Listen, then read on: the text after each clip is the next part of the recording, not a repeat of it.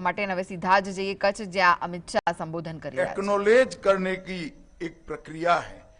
आज यहाँ पर बल के हीरक जयंती समारोह की स्मृति में एक डाक टिकट भी जारी किया गया है और डाक टिकट सुवर्णमयी 60 वर्ष के कार्यकाल को सदियों तक देश की स्मृति में रखेगा। मित्रों, जब से बल की स्थापना हुई तब से 1965 1 दिसंबर से हमने देखा है कि धीरे धीरे धीरे कर ये बल सभी ऊंचाइयों को प्राप्त करने में सफल रहा है। हमारे सभी सीएपीएफ में एकमात्र बल ऐसा है बीएसएफ जो थल, नभ और जल तीनों क्षेत्रों में, तीनों सीमाओं में देश की सुरक्षा को समर्पित रहता है। हमारे देश की वायु सीमाएं हो, चाहे दुर्गम से दुर्गम भूमि सीमा हो और चाहे अनेक प्रकार की बाधाओं के बीच में जल सीमा हो, तीनों की सुरक्षा में बीएसएफ के जवान लगे रहते हैं। मुझे तो आश्चर्य होता है कि एक बल के जवान कश्मीर की ठंड में भी आपको 24 घंटा देश की सुरक्षा करते हुए दिखाई पड़ते हैं। कहीं सुंदर वन में जबरदस्त तकलीफ दे जल सीमा का सुरक्षा करते हुए दिखाई पड़ते हैं और कहीं राजस्थान और कच्छ के रेगिस्तान में भी हमारी भूमि सीमा की सुरक्षा करते हुए दिखाई पड़ते हैं। ये विविधताओं को और कुदरत की अनेक विषमताओं को आपने जिस बहादुरी से अपने आप में समाहित कर एक ही लक्ष्य भारत की सीमा की सुरक्षा करना, इसको प्राप्त किया है, इस सच अर्थ में काबिले तारीफ है। मित्रों, बीएसएफ आज 193 बटालियन और 2,76,000 से अधिक बल संख्या के साथ उपलब्ध है। आज पाकिस्तान से लगी 2289 किलोमीटर से अधिक और बांग्लादेश से लगी 4095 किलोमीटर से अधिक लंबी सीमा की सुरक्षा और निगरानी दोनों काम बीएसएफ कर रहा है। मित्रों, आज बल के हीरक जयंती समारोह के अवसर पर मैं कहना चाहता हूं कि अगला 1 साल बीएसएफ और भारत सरकार दोनों, हमारा अगला 1 वर्ष बीएसएफ की अगले स्थापना समारोह तक का वर्ष बल के जवानों और बल के जवानों के परिजनों को, इनके कल्याण को समर्पित वर्ष रहेगा। इसमें बीएसएफ और भारत सरकार का गृह विभाग इसको अनेक योजनाओं के साथ समर्पित जवानों के परिवार की और स्वयं जवानों की हर प्रकार के कल्याण की चिंता करेगा। इसके साथ साथ एक और उद्देश्य भी गृह विभाग ने तय किया है कि बल का अगला वर्ष, अगले स्थापना दिन तक बल को आधुनिकीकरण के सभी आयामों में से युक्त कर 5 साल में बल को विश्व का सबसे आधुनिक और सबसे पैनी आक्रमण क्षमता वाला हमारा बॉर्डर सिक्योरिटी फोर्स बनाएंगे। ये भी संकल्प गृह मंत्रालय ने लिया है।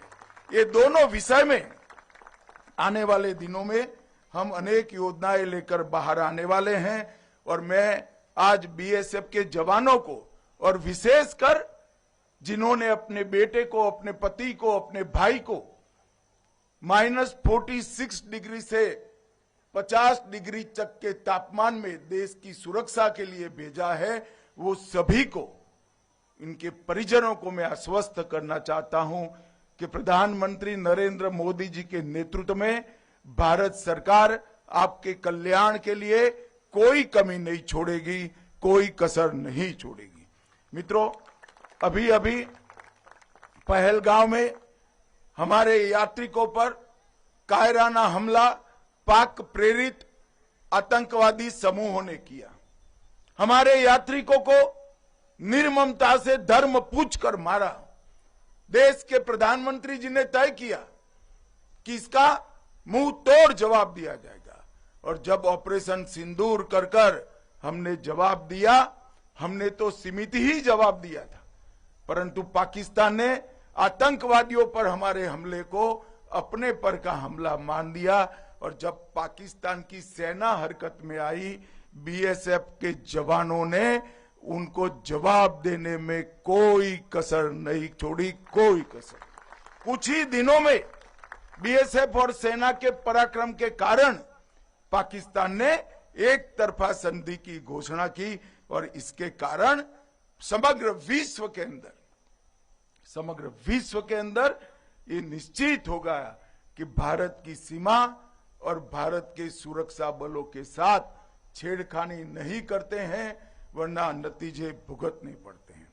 मित्रों, जैसे मोहम्मद हिजबुल मुजाहिदीन और लश्कर तोयबा के 9 स्थानों पर स्थापित मुख्यालय, ट्रेनिंग कैंप और उनके लॉन्च पैड्स को समाप्त करने का काम हमारी सेना ने किया, और इस ऑपरेशन का उद्देश्य आतंकवाद का खात्मा, हमारे नागरिकों की सुरक्षा और सीमावर्ती क्षेत्रों की सुरक्षा था। और इस ऑपरेशन के दौरान सब इंस्पेक्टर मोहम्मद इम्तियाज अहमद और हमारे सिपाही श्री दीपक जी शहीदी को प्राप्त किए और एक अद्वितीय वीरता का परिचय दिया है।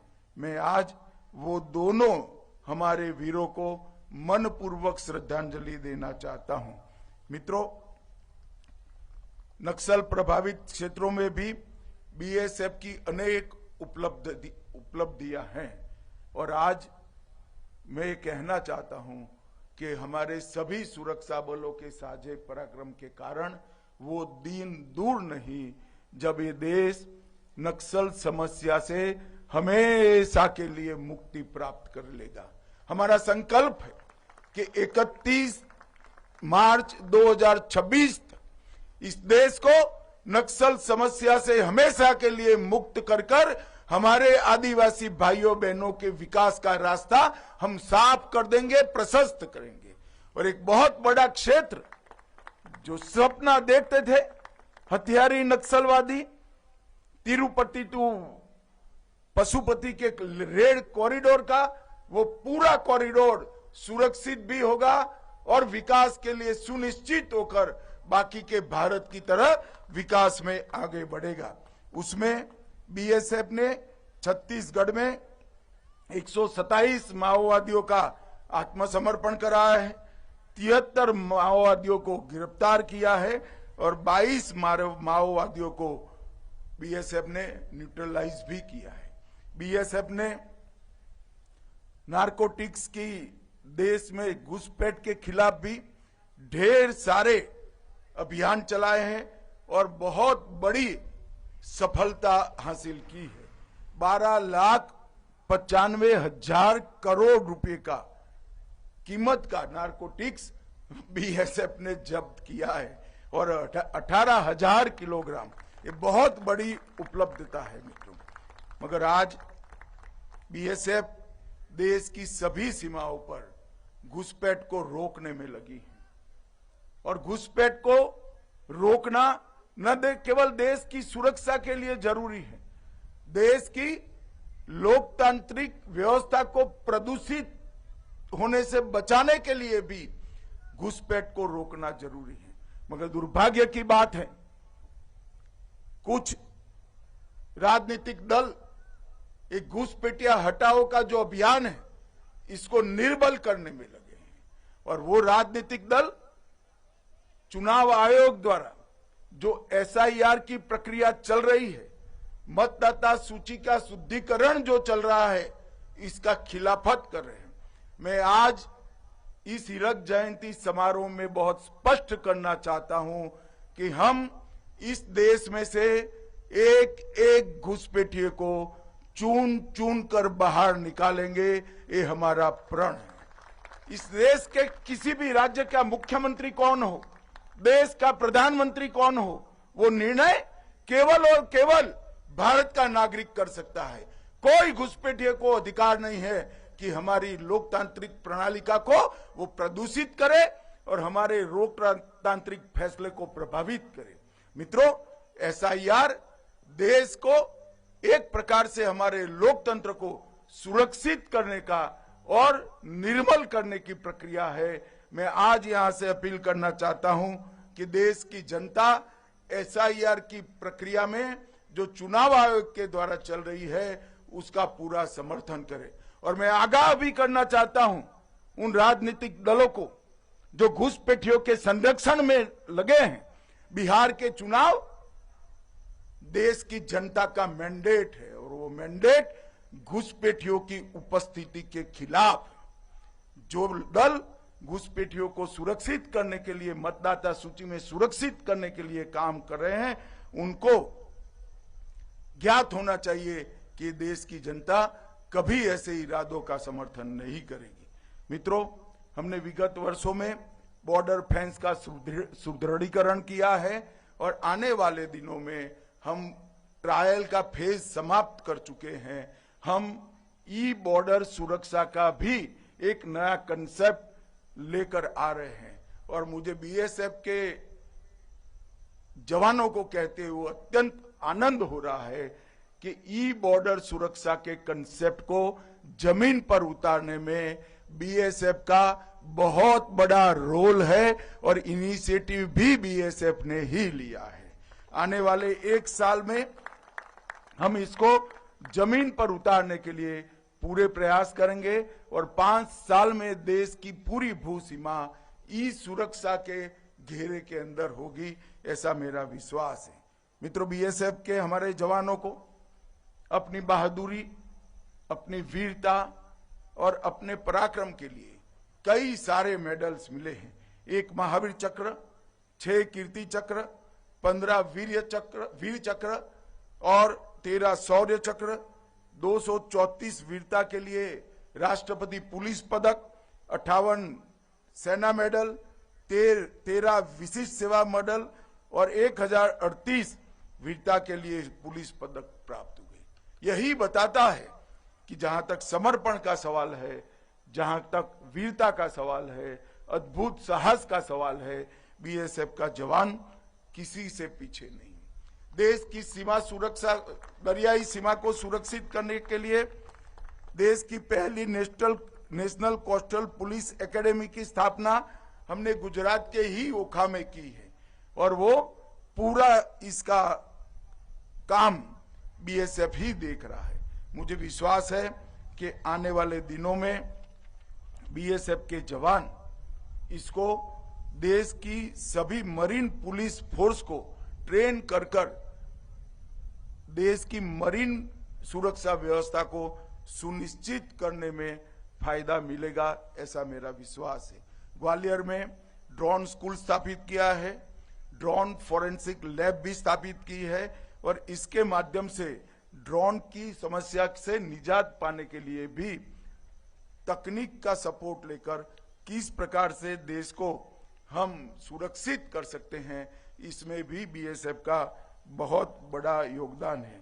मित्रों, मैं अंत में इतना ही कहना चाहता हूं, सैनिकों के कल्याण के लिए 3 समस्याएं थी: स्वास्थ्य सेवाएं, हाउसिंग सेटिस्फेक्शन रेशियो और ड्यूटी के ज्यादा घंटे। ये तीनों के लिए हमने कई सारे इनिशिएटिव लिए हैं, मगर बीएसएफ के लिए मैं आपके सामने फिर से एक बार इसकी पुनरोक्ति करना चाहता हूं कि अगला 1 साल बीएसएफ के आधुनिकीकरण को समर्पित होगा। अगला 1 साल बीएसएफ के जवान और बीएसएफ के जवानों को, परिजनों के कल्याण को समर्पित होगा और मैं पूरे देश की ओर से आप सभी को इस उत्कृष्ट 60 साल के प्रदर्शन के लिए मनपूर्वक प्रणाम कर आपकी सेवाओं को एक्नॉलेज करना चाहता हूं। मित्रों, आप डटे हैं, इसलिए देश की जनता निश्चिंत होकर अपने घरों में सो रही है। आप डटे हैं, इसलिए हमारे वैज्ञानिक नई नई शोध कर रहे हैं। आप डटे हैं, इसीलिए हमारे मजदूर निश्चिंत होकर काम कर रहे हैं। आप डटे हैं, इसलिए हमारा किसान न केवल देश दुनिया के कई देशों का अन्न का भंडार भरने का काम कर रहे हैं। अनेक अनेक शुभकामनाओं समग्र बीएसएफ परिवारों को प्रणाम। भारत माता की जय।